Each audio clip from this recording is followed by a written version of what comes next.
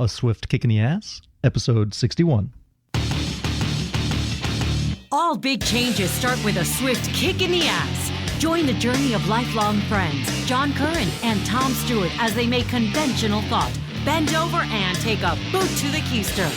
Warning, listeners may notice a force equal to or greater than needed to get your ass moving. A swift kick in the ass, living life on your terms. Welcome, I'm Tom Stewart, and I'm joined by my lifelong childhood friend, John Curren, and today we talk about why friendship is the new black. Welcome to the show, John. Thanks, Tom. It does seem like with the invasion of social media in our life that friendship is the new black. It's fashionable to have friends. I think that so many people think about friendship and they think they have so many friends. And if you're on Facebook, you look at your friend list and it's really super inflated. You have tons of friends on there. And you know what I would say is, if you really want to test how many friends you have on Facebook, just put out like a mass email. A mass message and say, "Hey, can I borrow $100?" Or talk about how you're having a difficult time. I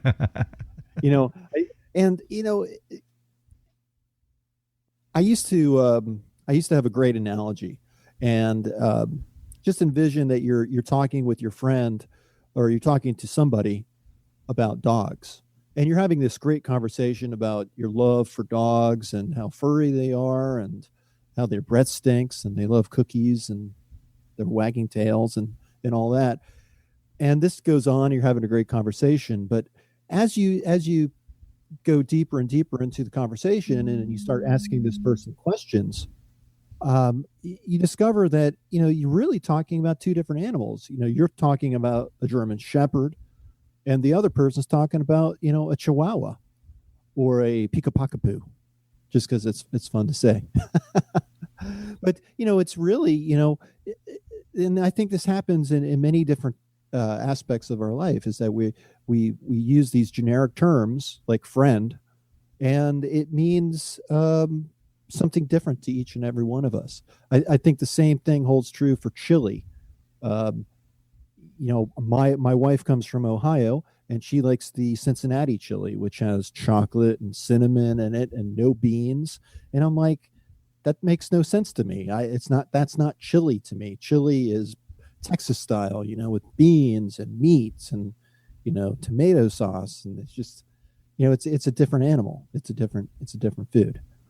So today we wanted to talk about friendship and what friendship really means, and maybe go into a little bit about, why it's fashionable.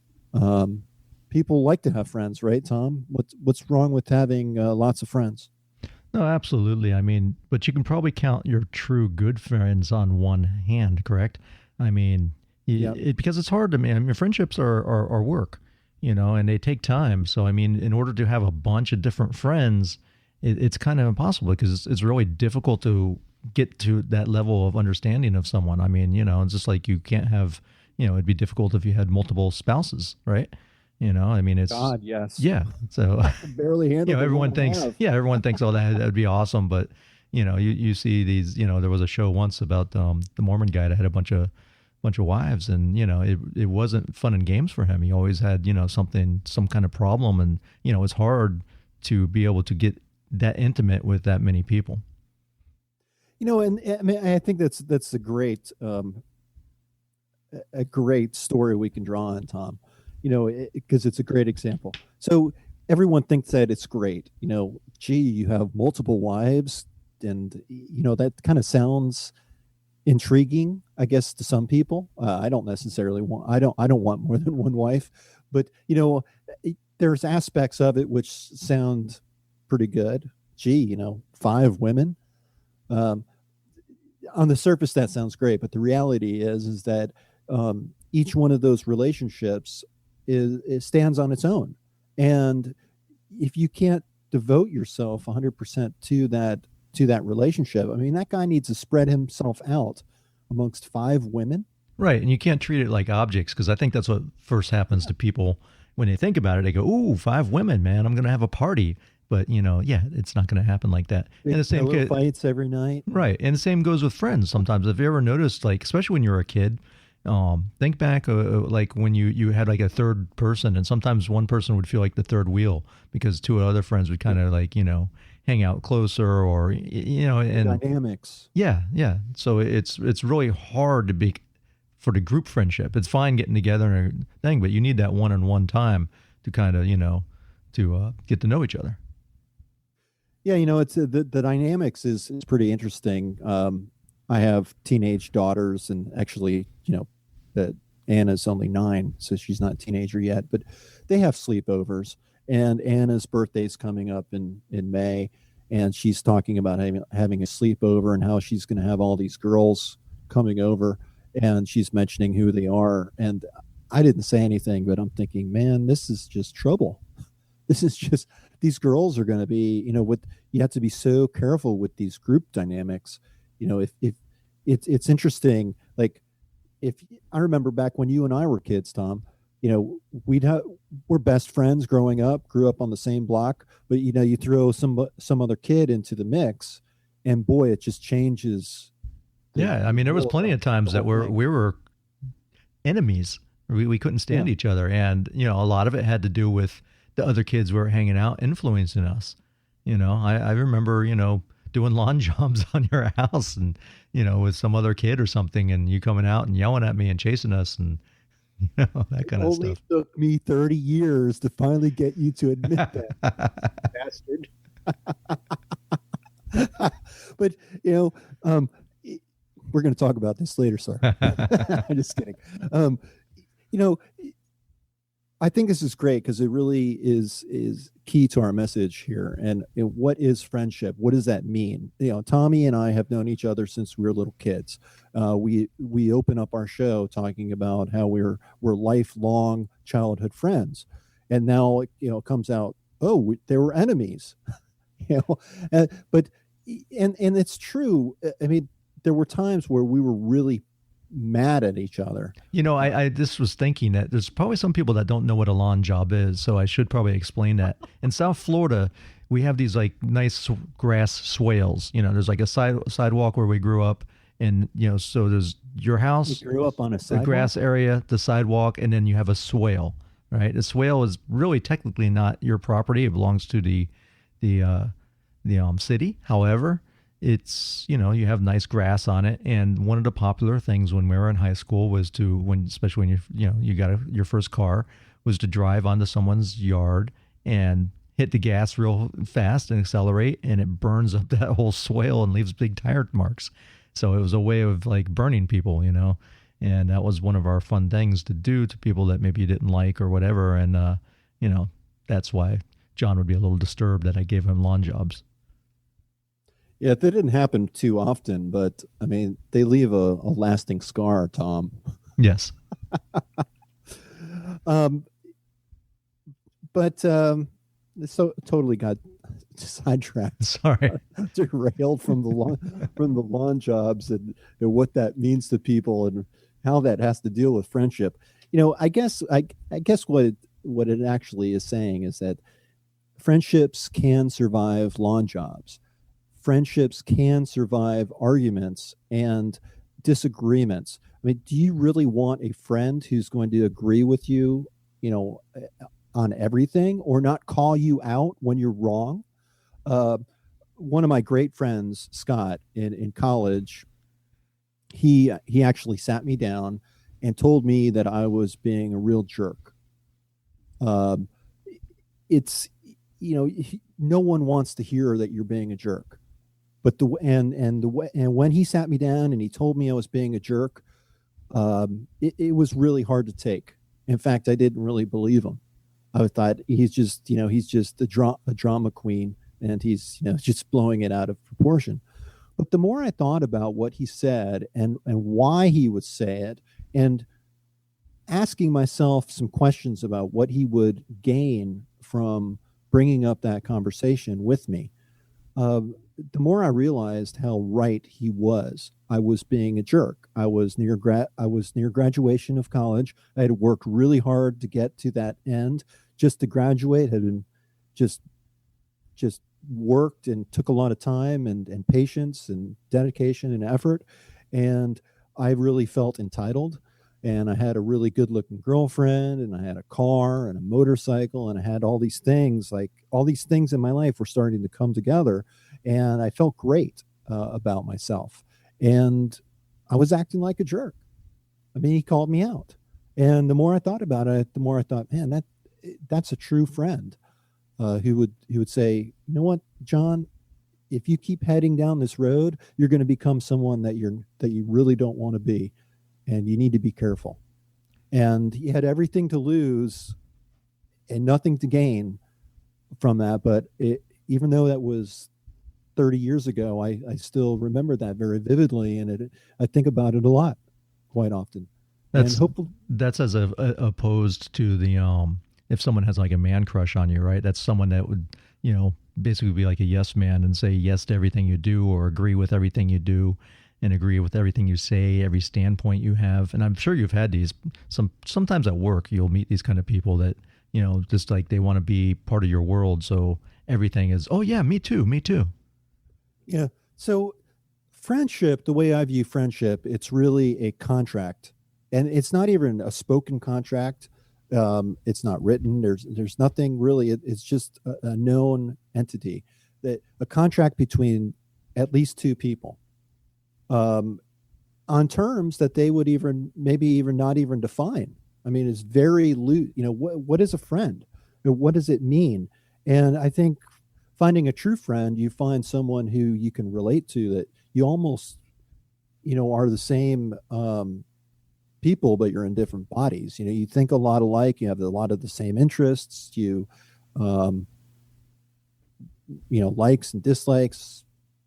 You just, I don't know, they're people that I've had in my life that I knew very few people, but a few that I knew right from the very beginning that we would be good friends. And now decades have passed, and I still am very good friends with these guys. They're like brothers. It's funny how you know that. But then, as Tommy said, there are other people who are going to try to force themselves on you. And I have other stories about guys coming up to me and saying, "Oh, you're my best friend," and I had just met the guy like half an hour before, through another friend. And I'm thinking to myself, this guy doesn't know me. He's not my best friend. Well, I used to run into that, especially like when I was in my 20s. I would be hanging out with someone, and we would meet someone at a club or something like that. Some dude that, we picked up some girls with or something.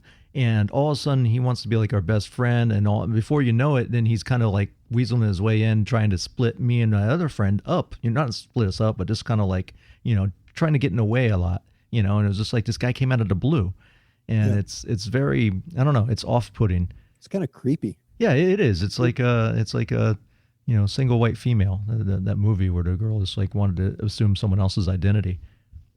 On the Swift Kick in the Ass, we talk a lot about fear, and I don't think that we should be fearful of everyone, but I think that we do need to recognize that fear is a very useful tool that helps keep us alive. And if something is like, if this red light's going off or these bells are ringing and about a person that and something just doesn't feel right, you need to learn how to trust yourself, or at least question yourself. When you were talking about dogs earlier, I think of my dog. And, my dog is like so loyal to me. He'll do anything. He'll follow me everywhere. And it's not just because I'm the owner. It's because, like I remember one time when he was young, my wife had given him a bath with some shampoo, and the shampoo got in his eyes. And all of a sudden his eyes are like all real red. So I made sure I washed them out real good. And ever since then, he became like a different dog. It's like taking a thorn out of a lion's paw. They became loyal to you. And he knows that when anything, he's had many things from a slashed I think someone hit him with a chainsaw on his tail one time. Aw. And dog bites. I His mean, name's weird Lucky? stuff. But he always knows that I'll be there and take care of him. And also, it's like the dog and person relationship. They don't expect anything of you, and you don't really expect anything of them other than to be there for you. That's it. And it's kind of like a friend. I mean, I don't expect anything of John. Other than when I call, call me back sometime. But I don't try to change his patterns if things go different, or we had times where we didn't talk for a long time. We still automatically connect as soon as we talk to each other.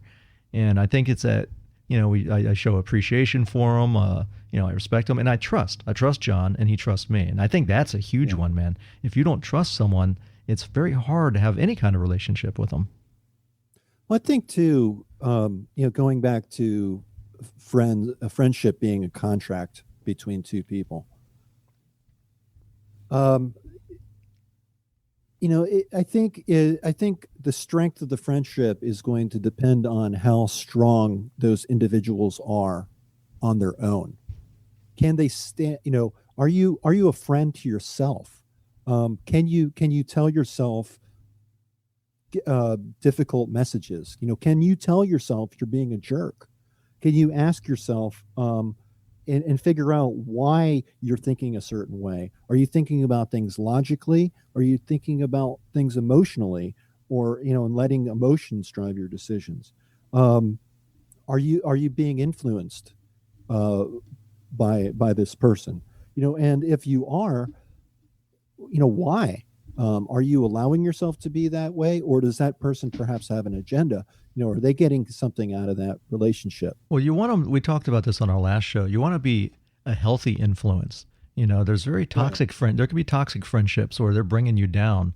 I had one person that I used to hang out with. It was a work relationship, and they were very toxic. They were racist. They'd make racist jokes all the time. They would constantly belittle other people. And, sometimes he was a very funny guy, so you laugh at his jokes, but after a while it started having like this dark cloud around it. And you're like, I think there's something more here, and it's, and it can rub off on you. If you have someone like that that's hanging out with you, man, you pick up their mannerisms, and it's just bad news. You got to avoid that time when you have to draw a line and say, you're not really a true friend, or you discuss it and say, hey, there's some issues I'm a little concerned about. But, sometimes it's hard to change someone that's in that toxic mindset. Well, I think that, first of all, you can't change people. You can only change yourself. Correct. And what you think and what you do, you can't change other people. And that's where that strength that you were just talking about, Tom, is so critical to friendship, because you need to stand on your own. You need to be a friend to yourself, really, before you can be a friend with somebody else. And to the degree that you can be a friend to yourself, that's going to allow you to be a better friend to others.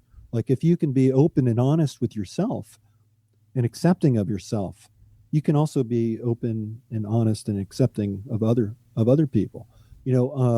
This doesn't mean that you have to accept everything about people. We all have our flaws. None of us are perfect.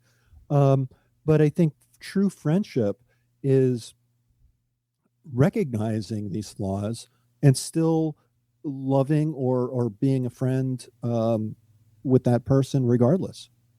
Not just liking them for who they are. Like you said, Tom, earlier, we live in different states. I mean, you didn't say we live in different states. You said we don't keep in touch. We don't live next door to each other. We certainly don't see each other every day. We live 6 states apart, but we still have a good, strong friendship. And it does take work. It does take us picking up the phone. It does take emails. This show is a great strengthener of our friendship. I think, it's yeah, no, it's definitely, I mean, this has brought us back closer because we had something in common to talk about again. Not that we don't have things in common, but, it gave us something to, when I would drive home from work, I had a long commute, and I'd always call John every day. And it was like, hey, we got this new idea. for the show, and we want to do this, and we want to do this for the website, and this is what the logo is going to be. Everything from down to picking the name took a long time for us to figure out what we were going to do. But it was great because it's like we had this project that we were working on. It was like when we built the fort, John, when we were kids, or did something to the fort, or made something, painted garbage cans with Captain America shields. It's just something that we did together, and it was a project. We had mutual interest. We were there voluntarily.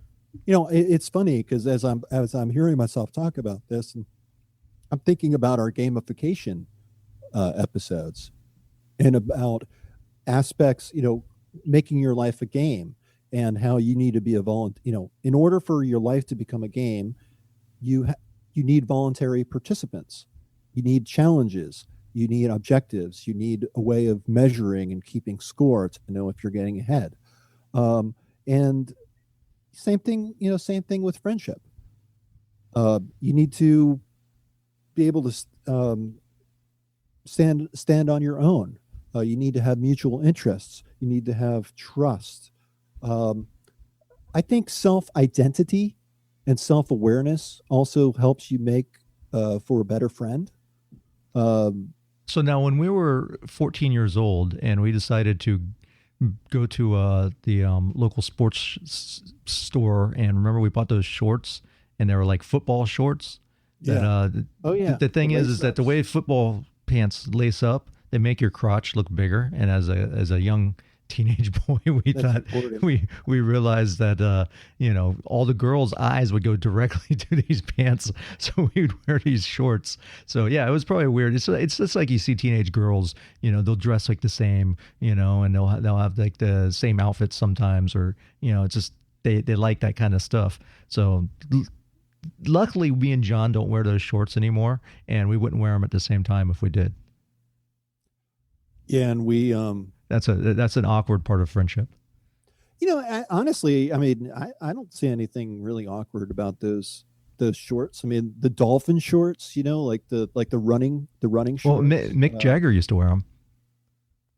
Mick Jagger used. Yeah, man.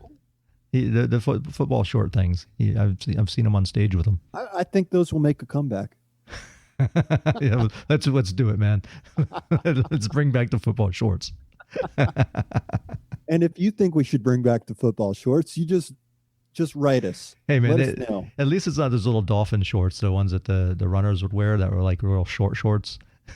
I think that's really bad, but I think there's probably one worse, and that's the cut off jean shorts. Yeah, especially if you're a guy. If you're Daisy Duke, then that's all right. That's pretty good. But the short.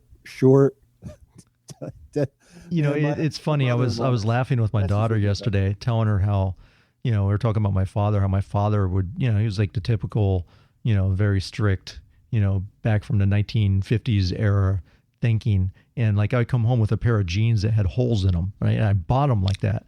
And he'd look at me and he'd be like, you bought those? Are you kidding me? People throw pants away like that. How much did you pay for those? And he would just make fun of you.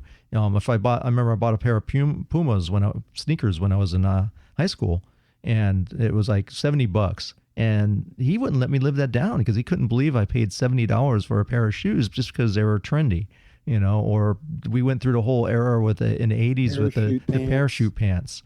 Yep. Or the Cavaricis and the pants that had like zippers. Sergio Valentes. Yeah, the Chess King was this clothing store that sold all this, I had a shirt from there that had a cobra on the front and it had glitter, it was like this glitter cobra, and you thought you were a badass wearing it, but you probably just looked like a douche.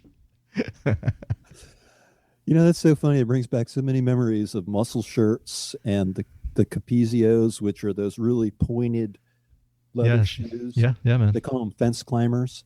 But hey, back in the day, man, that picked up the chicks. Oh yeah, I mean I love those parachute pants, man. I had like one of every different color. Fun times. But, think about probably getting way off topic here, but think back about that time and about how Nikes and Reeboks were like really just starting. back when we were what, in middle school? Well, that's what I was telling my daughter. I was like, used to go to Kmart, and the Kmart, you had Kmart specials, which were like the Bobo shoes, or you had Converse. And Converse were still like only like $10. They were not expensive shoes. It's not like they are now where it's popular, all the kids are wearing Converse. And I laugh because I was like, we used to wear those all the time. They're just basketball shoes.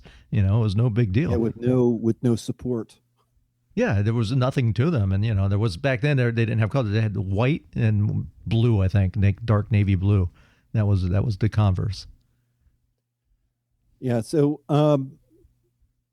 times have changed, but friends still make a huge difference in your life. And whether you were wearing crazy fashion like we did back in high school with our parachute pants and our muscle shirts and our Capizios and we had rock star hair. Well, you did. Yeah, man.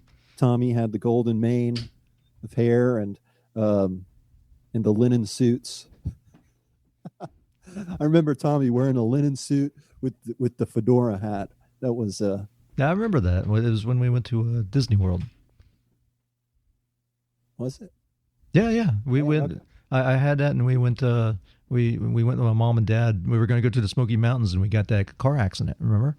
The trailer flipped the Cadillac. So I think it's probably. I guess we probably need to start wrapping this up. But friendship. I have another analogy, and I think it's great. Or I guess I already talked about it. I already did the chili episode, the chili analogy. Friendship. Everyone thinks it's really great. But everyone has a different definition of what it is. And I think it's an important thing to think about. Friends are important. And it's good to understand it's good to know when you have a friend and when you don't. The time that you know somebody, I've known Tom a long time, almost all my life. And I recognize how uncommon that is. But I've had other friends who I knew for 20 and 30 years, and there came a time in that friendship when it was time to end it. One was with a friend of mine who was the best man at my wedding, who was a woman. She was only a friend. She was a great friend, and I wanted her to be my best man, and she did. But she's no longer a friend. Long. I'm not going to tell you a long, drawn out story for once, but we're no longer friends. And I always thought I considered her to be like a sister, but there came a point in time where my eyes were opened. And not only were my eyes opened, but I finally allowed myself to realize the truth. There were certain things about the relationship that I knew, but I didn't want to admit to myself.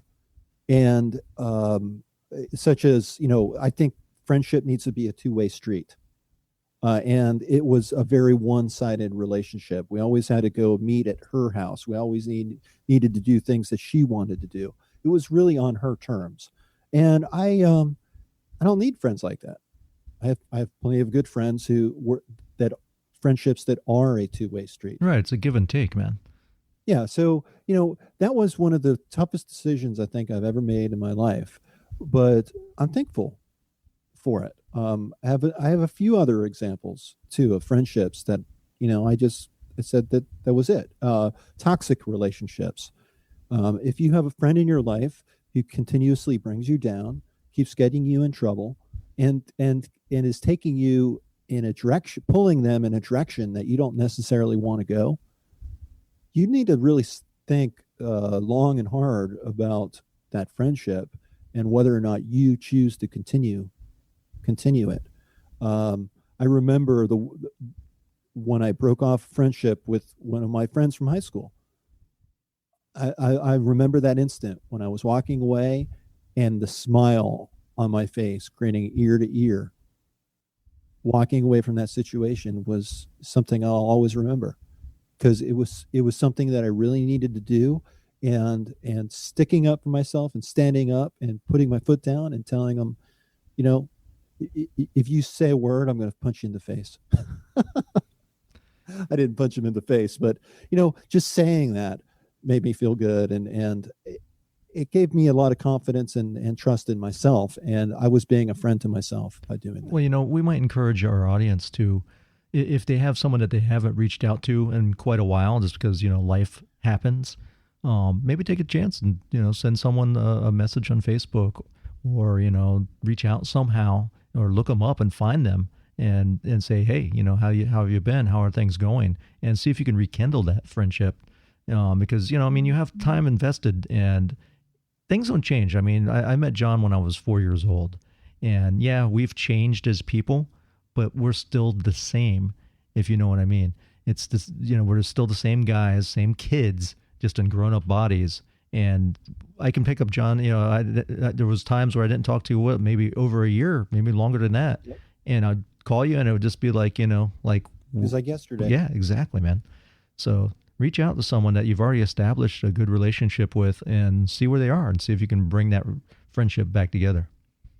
You know, I think this is great. You know, I think we can have a new program, and that's the Swift Kick in the Ass program.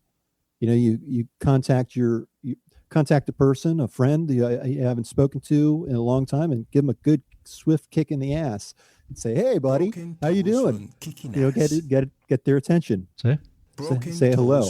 And you know, I agree with what you said, Tom. It just takes that first effort to pick up the phone or to send an email and say, "How you doing?" That's all it takes. Hello. How are you? And open the door and just see what happens with it. All right, man. Do you have any parting things so we can wrap this up? Parting words of wisdom? Yeah, I was actually getting into my words, my pearls of wisdom there. I don't have a quote, but I want to tell you that I feel truly, truly blessed for the friends in my life. I not only have Tom, who I've known almost all my life, but I have a group of friends who I've known since college. So that's been over 30 years now where we've been together, and there's 6 of us, and we're like brothers. We get, you know, I just came off a cruise with them. We brought our wives. We brought, you know, it was just a huge gathering. And it's an amazing feeling to have friends like that. And when you have friends like that, you think, how come I have all these friends? And it seems like other people don't. And friendship is so difficult for some people. And I think that it all boils down to what you think of yourself and what you expect from other people. And that if you just want to be a person's friend because you like them, you think they're a great person, and you enjoy sharing time with them, then that's all you need. And it's great to search for people like that and spend time together and open yourself up to this beautiful world that becomes a lot more beautiful with friends and family to share it with. So I'll get off my soapbox, but amen, brother. Reach out to a friend who you haven't talked to in a long time. Just say, hey, what's going on? That's all it takes. Sounds good to me, man. Well, thanks for listening. I'm Tom Stewart, joined with my buddy, John Curren. Check out our website, aswiftkickintheass.com. Sign up for our membership site, and you will get free access to all kinds of goodies like John's simple spending plan, get your life and finances together. And we also have some cool videos that will help you reach some goals. Take care, man. Thanks for listening. Peace. Take care. Talk to you next time.